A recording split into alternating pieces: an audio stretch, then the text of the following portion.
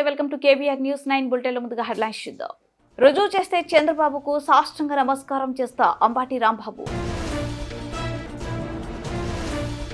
Congress party గ్లోబల్స్ ప్రచారం బాటబయలు అయిపోయింది. మాజీ మంత్రి హరీష్ రావు.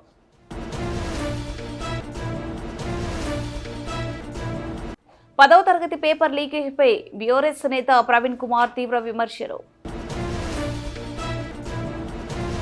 ముస్లింలతో కలిసి ముందుకు నడుస్తా ఇఫ్తార్ వేడుకల్లో సీఎం చంద్రబాబు. పోలవరం ప్రాజెక్టుపై ముఖ్యమంత్రి చంద్రబాబు గత వైసీపీ ప్రభుత్వంపై అన్ని అబద్ధాలు మాట్లాడుతున్నారని వైసీపీ నాయకుడు మాజీ మంత్రి అంబాటి రాంబాబు ఆరోపించారు.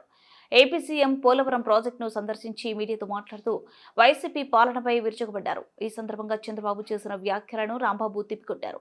పోలవరం నిధులు ప్రభుత్వానికి మళ్లించినట్లు రుజువు చేస్తే చంద్రబాబుకు సాష్టాంగ నమస్కారం చేస్తానని అన్నారు. పోలవరాన్ని సర్వనాశనం చేసింది చంద్రబాబేనని విమర్శించారు. వైఎస్ జగన్ హయాంలో పోలవరం పనులు యుద్ధ ప్రతిపాదకన కొనసాగాయని వెల్లడించారు. అబద్ధాలు చెప్పడంలో అందరికన్నా పెద్దవాడు, నిజాలు చెప్పడంలో అందరికన్నా చిన్నవాడు చంద్రబాబేనని ఎద్దేవా చేశారు. పోలవరం నిర్మాణం సమయంలో రాష్ట్ర ప్రభుత్వమే పోలవరానికి ముందుగా డబ్బులు ఖర్చు పెట్టిన తర్వాత కేంద్రం రియంబర్ చేయడానికి కేంద్రంతో చంద్రబాబు ఒప్పందం చేసుకున్నారని ఆరోపించారు. ఇందులో డబ్బులు మళ్లింపు ఎక్కడ ఉందని ప్రశ్నించారు.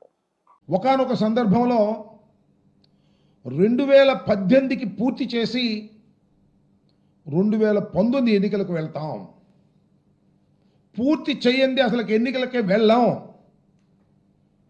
చంద్రబాబు నాయుడు గారు అపర భగీరథుడు అని ప్రజల చేత అనిపించుకుని వెళ్తాం అని గొప్పలు చెప్పారు అప్పుడున్నటువంటి ఇరిగేషన్ శాఖ మంత్రి గారు.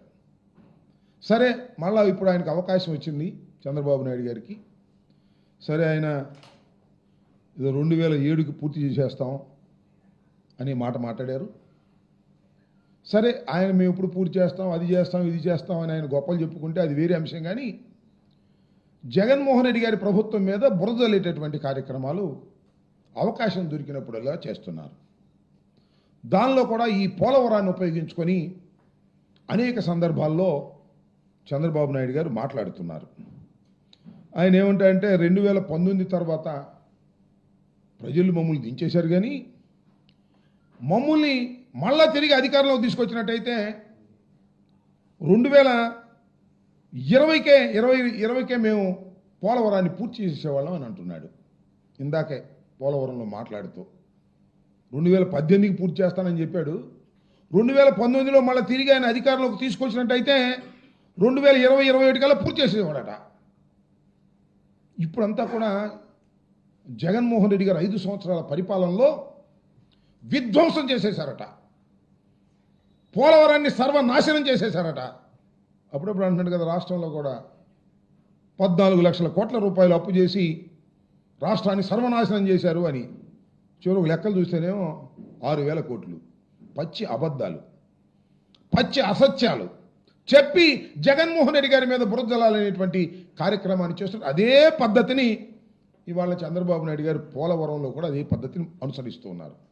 చంద్రబాబు నాయుడు గారు 4వసారి ప్రమాణ స్వీకారం చేసిన తర్వాత ఒకసారి వెళ్ళాడు, మళ్ళీ ఇప్పుడు వెళ్ళాడు. పచ్చి అబద్ధాలు చెప్పేటటువంటి కార్యక్రమం చేస్తున్నారు.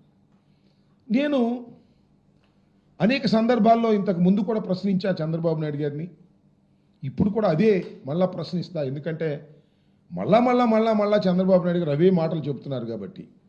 నేను ఒక్క విషయాన్ని గౌరవనీయులైనటువంటి చంద్రబాబు నాయుడు గారిని, రాష్ట్ర ముఖ్యమంత్రి గారిని, 4వసారి ముఖ్యమంత్రిగా ప్రమాణ స్వీకారం చేసినటువంటి అనుభవశాలి, ది టాలెస్ట్ పర్సనాలిటీ అని చెప్పుకుంటారు, చాలా పెద్ద మనిషి అని చెప్పుకుంటారు. కాంగ్రెస్ పార్టీ గ్లోబల్స్ ప్రచారం బట్టబయలు అయిపోయింది. గత కొంతకాలంగా 6 గ్యారెంటీలు అమలు చేయలేక అప్పులపై దుష్ప్రచారం చేస్తూ తప్పించుకోవాలని రాష్ట్ర ముఖ్యమంత్రి రేవంత్ రెడ్డి ప్రయత్నం చేస్తూ వచ్చారు. కానీ ఈరోజు నిండు శాసనసభలో కాగ్ రిపోర్ట్ ద్వారా కుండబద్దలు కొట్టినట్టు స్పష్టంగా ఆధారాలతో సహా బీఆర్ఎస్ ప్రభుత్వం అప్పు కేవలం 41,000 కోట్లు మాత్రమే చేశామని మాజీ మంత్రి హరీష్ రావు వెల్లడించారు.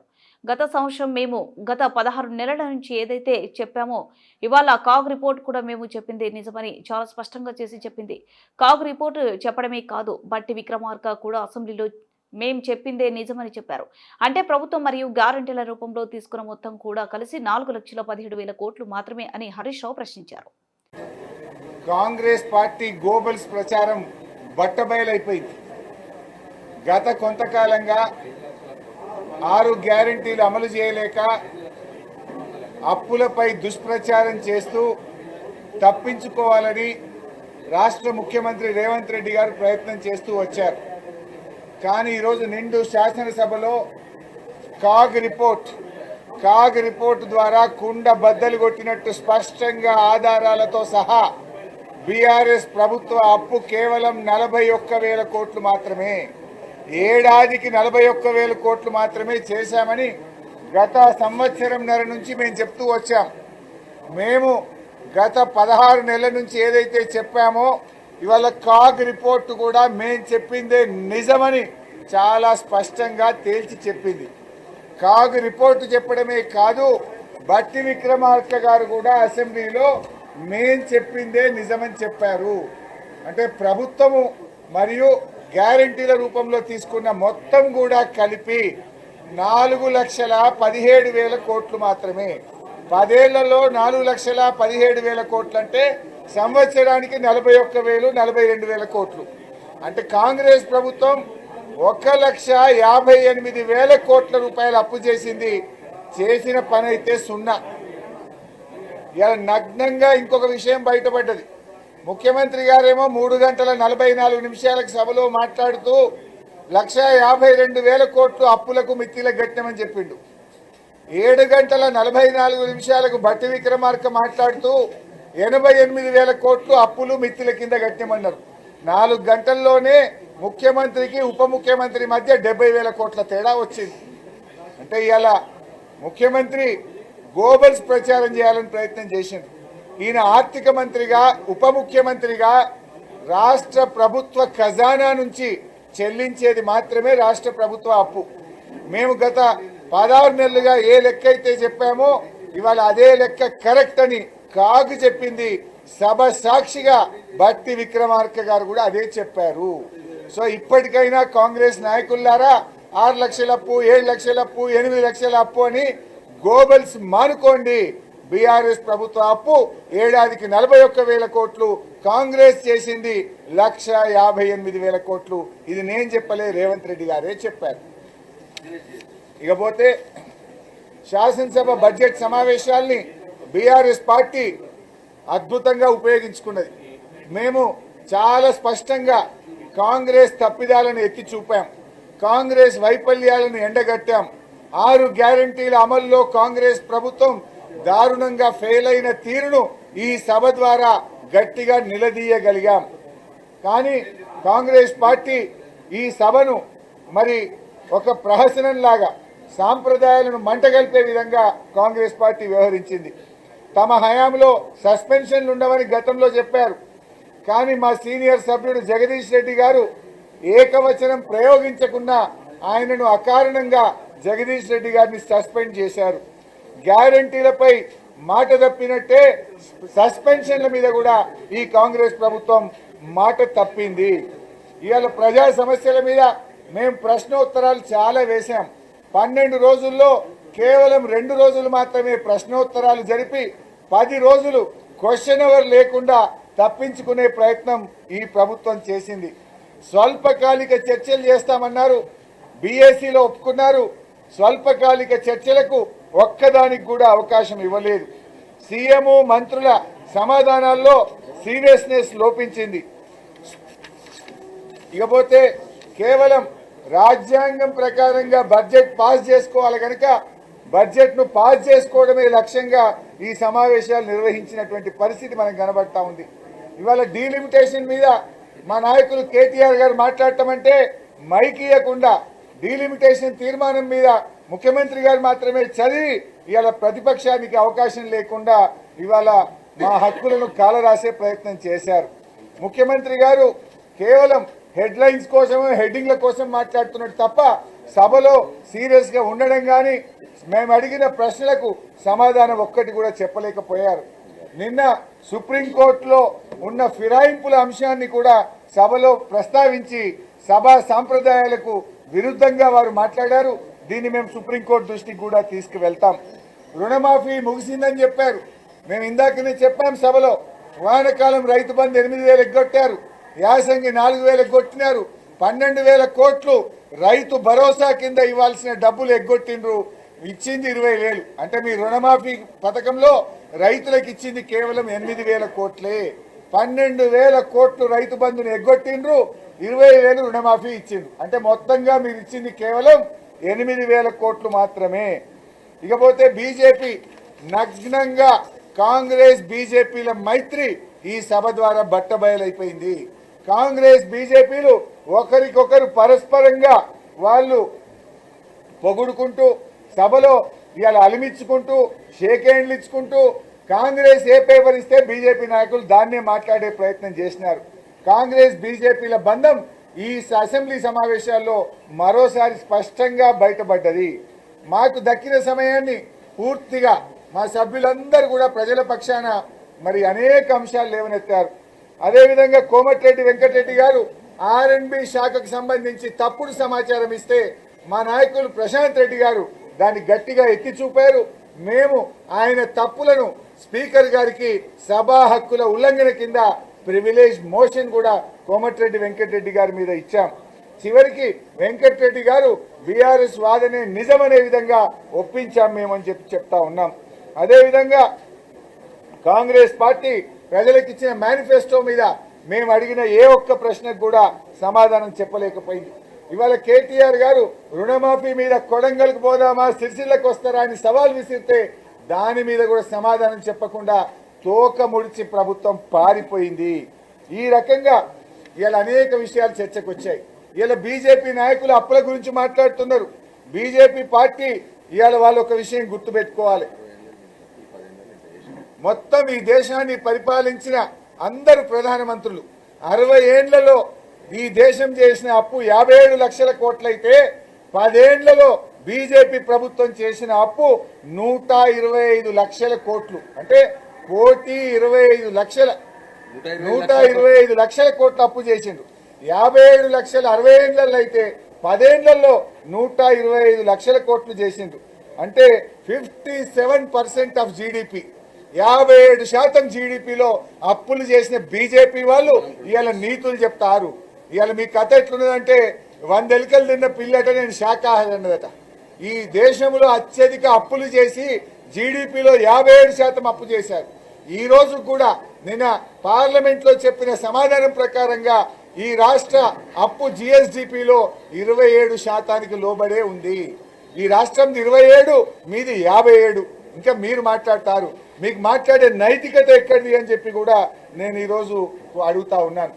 ముఖ్యంగా ఈ బడ్జెట్ సమావేశం తెలంగాణలో 10వ తరగతి పరీక్ష పత్రం లీకేజీపై బీఆర్ఎస్ రాష్ట్ర నాయకుడు డాక్టర్ ఆర్ఎస్ ప్రవీణ్ కుమార్ తీవ్రంగా స్పందించారు.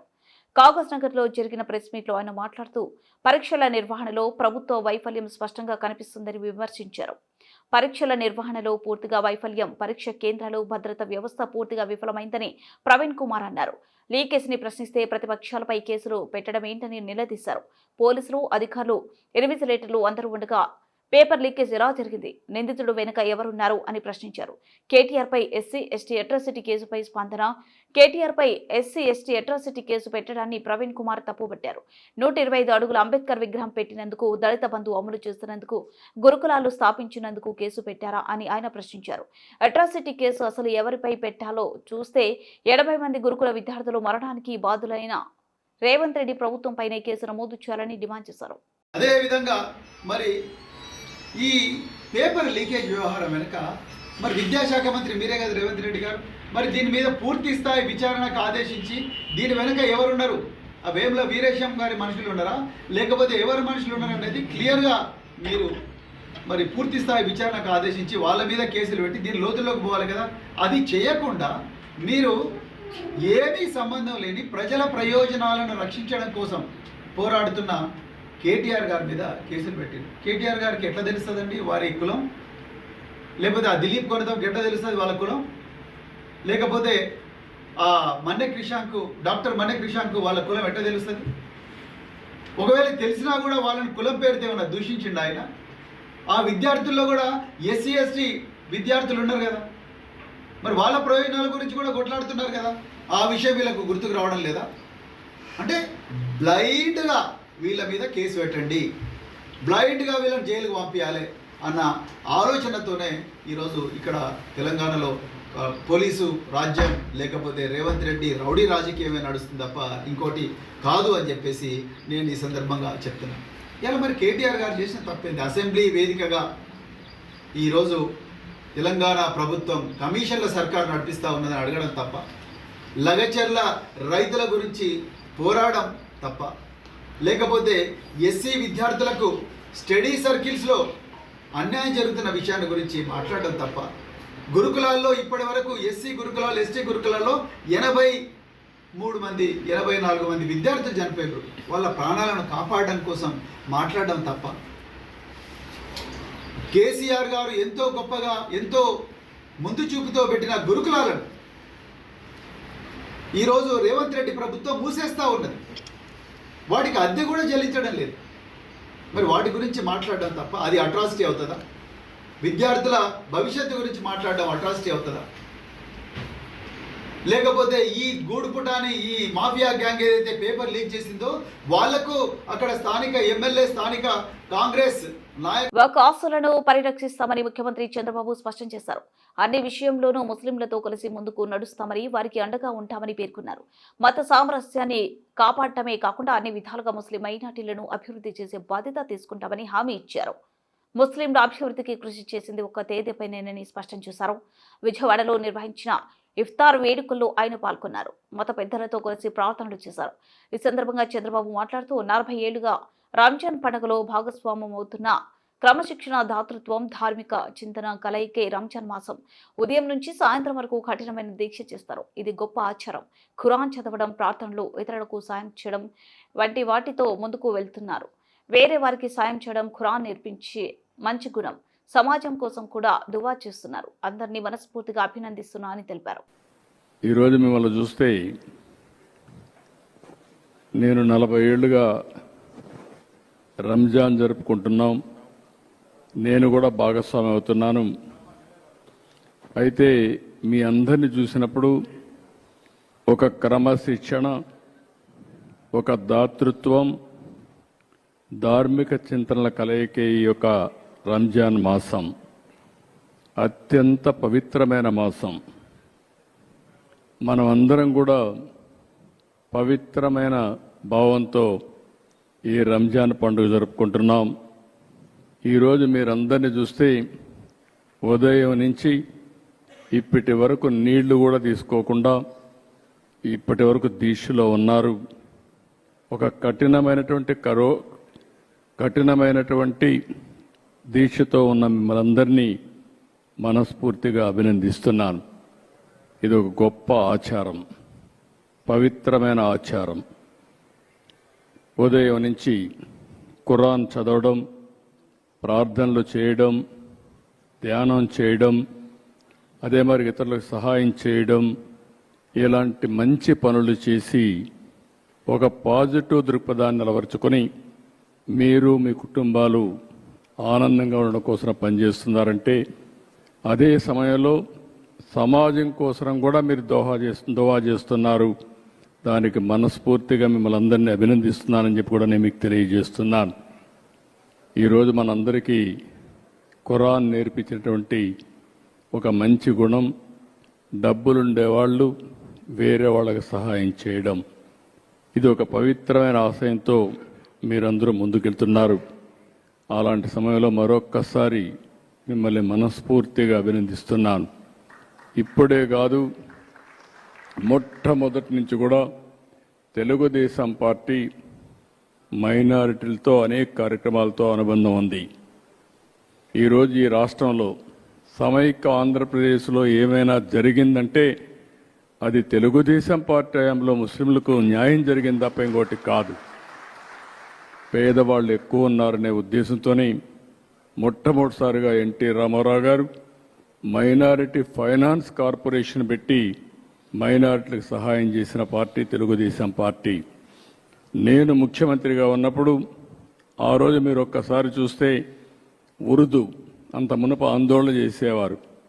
ఎన్నో ఆందోళన చేస్తే 13 జిల్లాల్లో సమైక్య ఆంధ్రప్రదేశ్లో ఉర్దూను రెండో భాష చేసిన పార్టీ తెలుగుదేశం పార్టీ అని చెప్పి కూడా నేను మీకు తెలియజేస్తున్నా. ఇదే కాకుండా హైదరాబాద్లో ఒకప్పుడు మక్కాకి వెళ్ళాలంటే బాంబేకి వెళ్ళేవాళ్ళు. అలాంటిది హైదరాబాద్లో బ్రహ్మాండమైన ఇక్కడే ఫరూక్ గారు ఉన్నారు. ఆ రోజు ఫరూక్ గారే మంత్రి, ఈరోజు ఫరూక్ గారే మంత్రి. ఆయన ఆధ్వర్యంలో ఆ రోజు బ్రహ్మాండమైన హాజ్ భవన్ కట్టాం.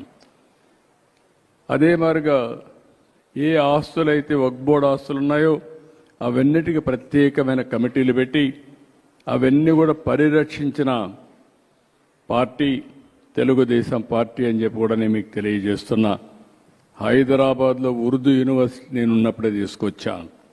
కర్నూలులో ఉర్దూ యూనివర్సిటీ నేనే తీసుకొచ్చాను. కడపలో మనం ఆజ్ హౌస్ కట్టాం. ఇక్కడ కూడా ఆజ్ హౌస్ ఫౌండేషన్ ఇస్తే వీళ్ళు వచ్చిన తర్వాత అది కూడా తీసేసే పరిస్థితికి వచ్చారు. రంజాన్ తోఫా ఇచ్చాం. అదే సమయంలో ఆడబిడ్డల కోసం ఆ రోజు 163 కోట్ల రూపాయలు ఖర్చు పెట్టి దుల్హాన్ ఇచ్చాం. ఇలాంటి 1-2 కార్యక్రమాలు కాదు. బులెటిన్ ముగించే ముందు హెడ్లైన్స్ మరోసారి. రుజువు చేస్తే చంద్రబాబుకు సాష్టాంగ నమస్కారం చేస్తా అంబటి రాంబాబు. కాంగ్రెస్ పార్టీ గ్లోబల్స్ ప్రచారం బాటబయలు అయిపోయింది. మాజీ మంత్రి హరీష్ రావు.